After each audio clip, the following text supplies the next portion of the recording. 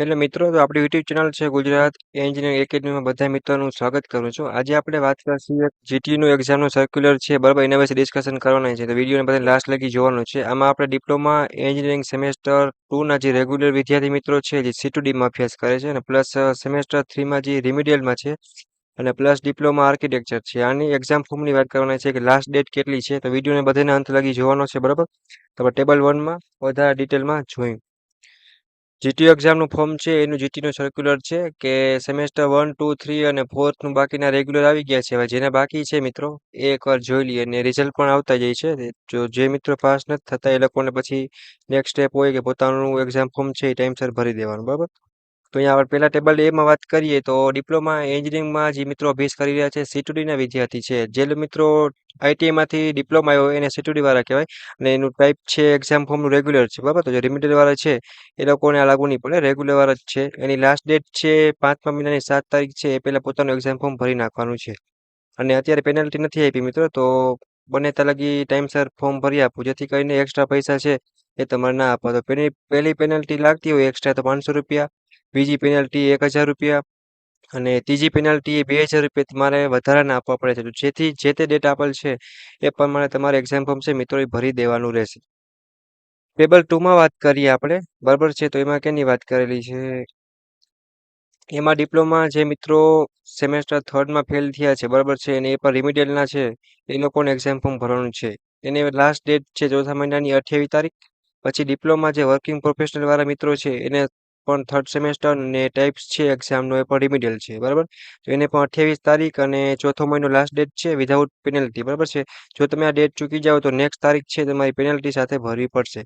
એટલે કે પહેલી પેનલ્ટી છે તો એક્સ્ટ્રા 500 રૂપિયા તમારે ફોર્મ સાથે ચૂકવવું પડે. જેમ કે 550 રૂપિયા હોય તો પ્લસ તમારે 500 રૂપિયા વધારાના એડ કરવા પડે. પછી આપણે વાત કરીએ ડિપ્લોમા આર્કિટેક્ચર વાળાનો, તો એ પણ સેમેસ્ટર 1 છે અને એ લોકોને રિમિડિયલ છે બરાબર છે.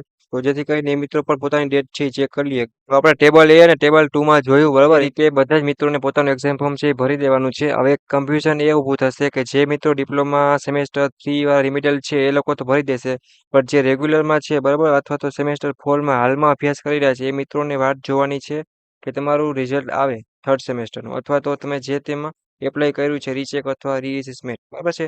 જો તમારું એક્ઝામ ફોર્મ છે એ ભરવાની લાસ્ટ ડેટ હોય એ પહેલાં તમારે વાટ જોવાની. જો તમારું રિઝલ્ટ ડિક્લેર થઈ જાય તો તમારે એક્ઝામ ફોર્મ નહીં ભરવાનું. બાકી લાસ્ટ ડેટ વહી જાય અને રિઝલ્ટ પણ ના આવે એવું નહીં કરતા બરાબર છે. જો તમે પાસ થઈ જશો તો તમારા એક્ઝામ ફોર્મ છે એના પૈસા તમને રિફંડ નહીં મળતા, પણ જે તે સબ્જેક્ટમાં પાસ થયા હોય એના પૈસા તમારે પાછા મળી જાય બરાબર. એટલી વસ્તુ ખાસ ધ્યાન રાખવાની છે. હજી એકવાર પાછું રિવાઇઝ કરાવી દઉં કે એક્ઝામ ફોર્મ છે કેને કેને ભરવાના છે બરાબર.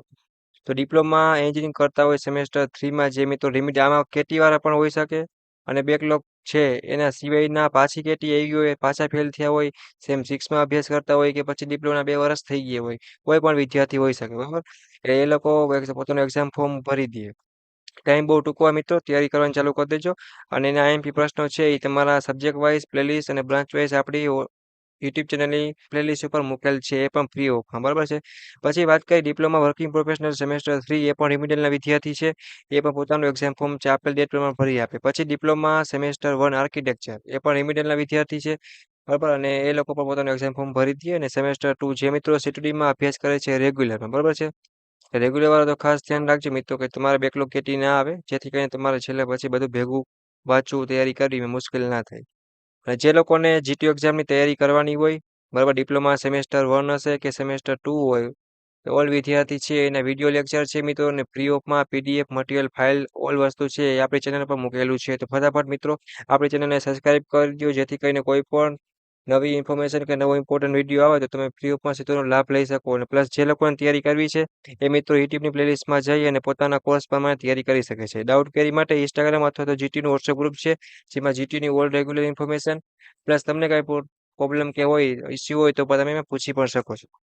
ઓકે, તો આશા રાખો કે વિડીયોમાં તમને મિત્રો સમજાઈ ગયું હશે એક્ઝામ ફોર્મ. અને ઓલના આવી જ ગયા છે. ડિપ્લોમા એન્જિનિયરિંગની વાત કરીએ તો એના પણ લગભગ બધા ફોર્મના વિડીયો બનાવી જ નાખ્યા છે બરાબર. ડિપ્લોમા આર્કિટેક્ચર હોય, પછી ડિપ્લોમા વોકેશનલ હોય કે ડિગ્રીમાં અભ્યાસ કરતા હોય બરાબર. તમને કાંઈ પણ એવું ઇન્ફોર્મેશન છે કે જો ના મળી હોય કે ના સમજણ હોય તો કમેન્ટ બોક્સમાં જણાવવાનું રહેશે. અને વિડીયો છે એ બધાય તમારા દોસ્તો છે કે એને શેર કરી આપો. ઓકે મિત્રો, thank you, TK, bye bye. Next મુલાકાત લેશી એવો જ એક જીટીયુની નવી અપડેટ સાથે.